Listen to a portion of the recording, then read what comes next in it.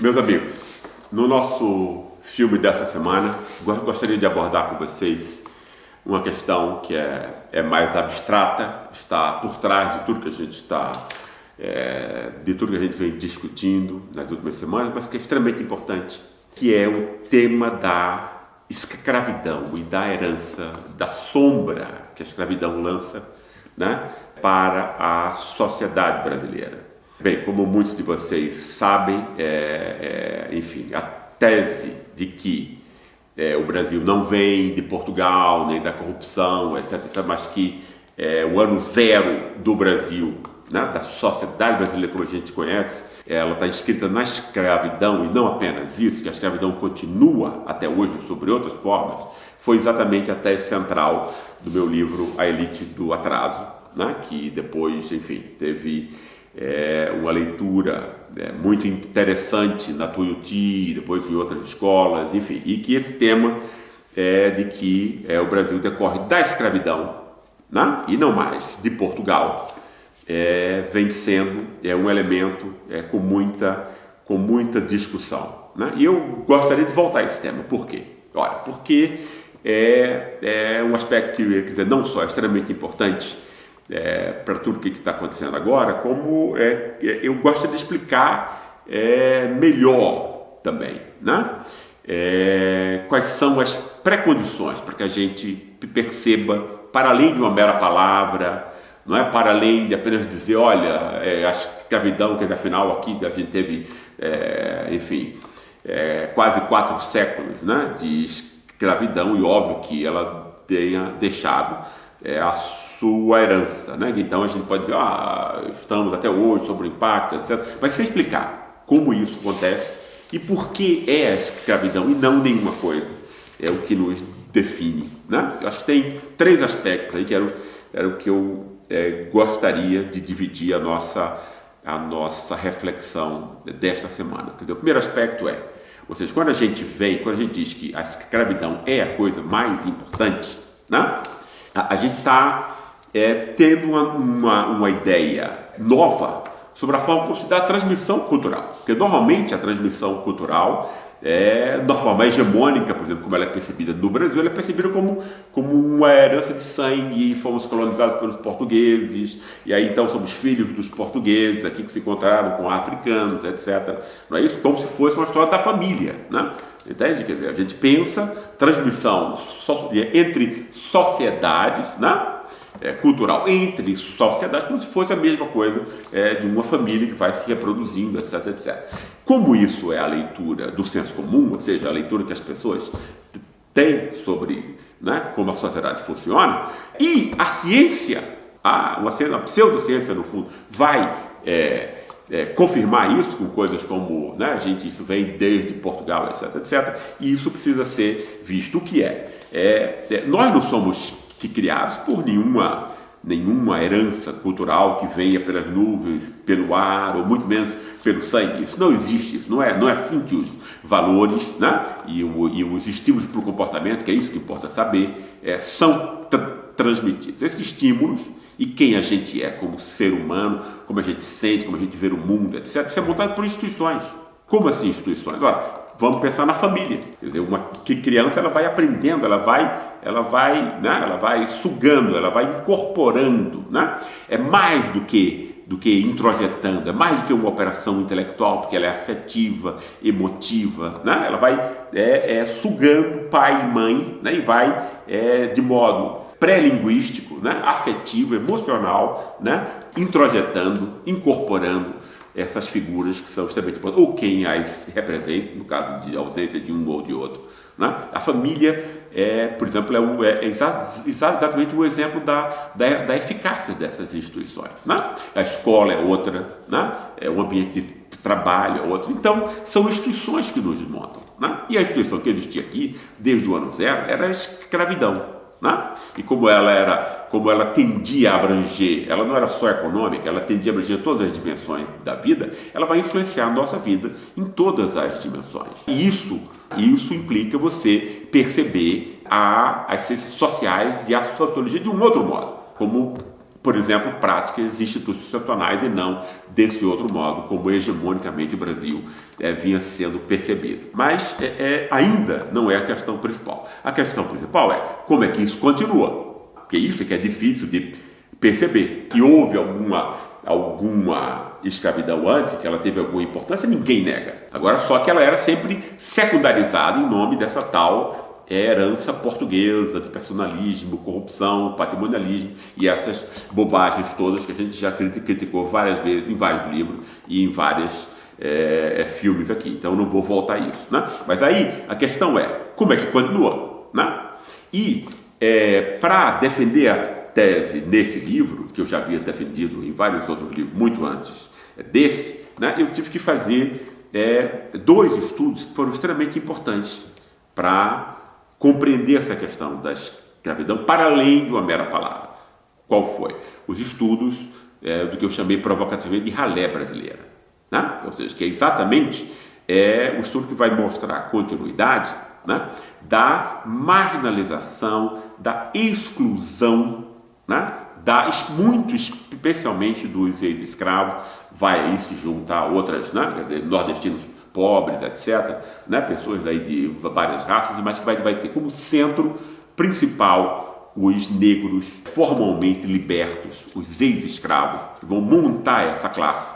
E essa classe vai o quê? Quer dizer, como é que ela vai ser continuamente, né, deixada de fora, excluída, negada, humilhada, violentada? Como é que isso vai acontecer? Porque muda, quer dizer, a sociedade afinal vai ter uma regra que vai ser capitalista, trabalho formalmente livre, etc, etc. Como é que isso é mantido? Ora, aí o que a gente tem que compreender, fora as classes proprietárias, né, que tem os títulos de propriedade, os industriais, comerciantes, grandes propriedades de terra, né, etc. Esse pessoal que tem a propriedade de verdade, que é a grande propriedade, né? Exceto esse pessoal que vai ser reproduzido, vai ser uma classe que se reproduz pelos títulos de propriedade, as outras classes elas vão se reproduzir pelo acesso à cultura, a conhecimento, para poder ter emprego no mercado, emprego no Estado, etc. E a gente vai ter aí a classe média como sendo a classe que vai ter os altos empregos, não é isso? Quer dizer, vai ter o tempo pago pelo pai, só para estudar, e todos esses privilégios, vai se acreditar meritocrática no final, não é isso? E você vai ter, o povo aí, 80%, 70%, né, que vai estar montado, né, numa grande classe trabalhadora precária, né, mas que vai ter algum acesso a conhecimento, não vai ser o conhecimento mais raro, mais difícil, mais legítimo, etc., que vai ser exatamente o que a classe média branca, especialmente, vai incorporar, né? Você vai ter aí para baixo uma classe trabalhadora precária e uma classe abaixo da classe trabalhadora, né? Por quê? Porque ela vai ter pela humilhação, pela perseguição. O que é que a humilhação cria nas pessoas? A humilhação vai tirar das pessoas aquilo que elas têm de mais valioso, que é a vontade de viver, de lutar, né? O autorrespeito, o alto valor. É isso que a humilhação constante, 24 horas, retira dos outros, né? Além disso, né, já como efeito da continuidade dessa humilhação, que ela é secular, né? Quer dizer, você vai ter o quê? Você vai ter uma reprodução difícil de papéis familiares, até você vai ter famílias não só pobres materialmente, mas desestruturadas, vítima de perseguição policial, né? Quer dizer, vítima de todo tipo de assédios, etc. Né? Quer dizer, sem nenhuma defesa em relação a isso. Você vai ter um menor acesso às pré-condições, que a gente nunca pensa nisso, mas é um dos principais privilégios do mundo moderno, né? A capacidade de se concentrar, a capacidade, a curiosidade para a leitura. Ninguém nasce com isso. A capacidade de ter pensamento prospectivo, ou seja, de renunciar o presente para ter alguma coisa no futuro, etc. Tem classes que são tão condenadas à miséria que ela tem que pensar no presente e não no futuro. Quer dizer, a vida já é difícil. Quer dizer, mesmo para quem pensa e planeja o futuro. Quer dizer, imagine quando você retira esse horizonte do seu planejamento de vida. Você tem que ter aprisionado no presente agora a comida de hoje, o prato da comida de hoje. Né? Isso tudo são privilégios de classe. A gente não pensa nisso. Foram coisas que eu aprendi. Eu também não sabia disso. Eu aprendi coordenando equipes empíricas, estudando essa classe, olhando a vida, estudando a vida, vendo como é que se reproduziam essas relações familiares, etc. Então você tem aí uma enorme quantidade de aspectos que a classe média, por exemplo, recebe de presente dos pais, que a classe trabalhadora precária, ainda que com muita dificuldade, consegue reproduzir de algum modo, e você tem uma classe abaixo delas que não consegue reproduzir isso. Né? Embora essa fronteira seja fluida. Claro que você pode sempre resgatar pessoas, claro, exige, claro, uma ação coordenada, política, etc., como houve no país alguns anos atrás. Né? Mas se você esquecer e abandonar, né, você vai abandonar e o que vai acontecer é a reprodução de uma miséria, não só econômica, mas também nesse outro nível, né, de impossibilitar as pessoas ao próprio aprendizado. Se você não tem condições de incorporar conhecimento útil, que você vai poder depois vender como o núcleo da sua força de trabalho, a única coisa que você vai ter é músculos, né? E ainda assim, né? Quer dizer, o corpo apenas que você pode vender em atividades sujas, atividades de muito gasto físico, musculares, etc. Né? Ou seja, atividades animalizadas, né? Que era exatamente o que os escravos faziam antes, né? Que vai se reproduzir agora no emprego doméstico, uma espécie de sobreemprego não qualificado, etc, etc. Então você vai ter aí uma classe que vai reproduzir a escravidão, né? E que vai reproduzir o que também? A humilhação típica que existia na escravatura, né? Por quê? Porque você vai associar aí duas desvantagens. Uma desvantagem de classe, não é isso? Esse tipo de pessoa que não é capaz, porque foi abandonado, perseguido, esquecido, né? De ter condições, de ter acesso a conhecimento e depois ao mercado de trabalho competitivo, vai ser visto pelas pessoas, né? Como valendo menos, né? Quer dizer, ou com raiva, para quem é canalha, racista e mau, etc., ou para quem tem um bom coração, com pena, né? Mas se a gente vê, a pena e a raiva são dois lados de uma mesma moeda, ou seja, a sociedade moderna tende a ter um desprezo pelas pessoas que são incapazes de desenvolver trabalho produtivo e útil e tal, né? São segregadas, né? Então você vai ter aí a união do racismo, que ele continua intacto, que ele nunca foi criticado, e com as formas modernas de produção de humilhação, né? Esse foi o primeiro fato que me fez compreender, e isso foi há 15 ou 20 anos atrás, quando eu comecei a fazer os mesmos estudos, da continuidade da escravidão etnológica. Porque aí não é um nome, né? É a forma como essas classes herdam, né, essa perseguição, mesmo em condições que são modificadas. E elas vão ter uma vida, uma condução de vida de modo muito semelhante. Um outro aspecto que vai esclarecer também como a escravidão continua, não só nas relações de classe aí, né, mas também na forma como o poder é exercido. Porque o que me veio à cabeça, estudando especialmente aí no caso mesmo, o elite do atraso, foi a questão que o esquema de poder montado na escravidão ele vai continuar sofrendo pouquíssimas modificações no esquema da República Velha. O que é que a República Velha era? A gente faz aqui uma eleição de brincadeira, menos de 5% vota,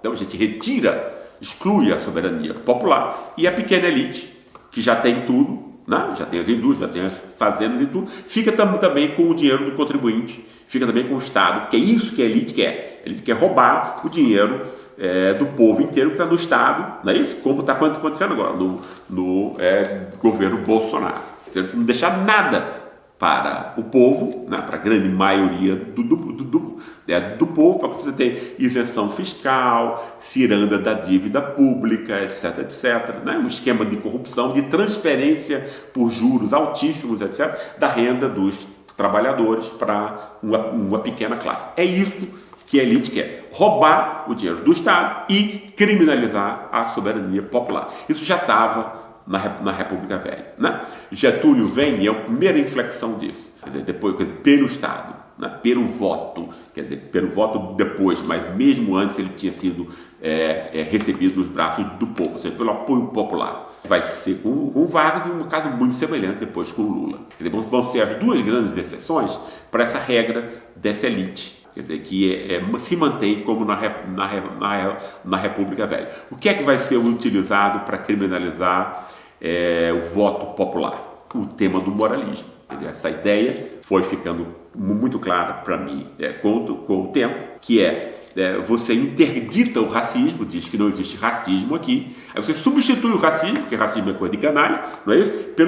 Pela moralização. Você diz o seguinte: não, eu não lhe odeio porque você é mestiço ou negro, eu lhe odeio, né, eu acho você desprezível, né, porque você vota em candidatos que são corruptos. É isso que vai montar esse acordo entre elite e classe média, montado nessa questão toda da corrupção como a questão principal, né? Que é uma bobagem isso, como se ela estivesse na política e não nesse ataque da elite aos cofres do orçamento, que é onde a real corrupção se dá, né? Então você criminaliza o voto popular, né? Dizendo que ele é um voto de pessoas que estudaram menos, que não pensam muito, não têm capacidade de reflexão e que são, de algum modo,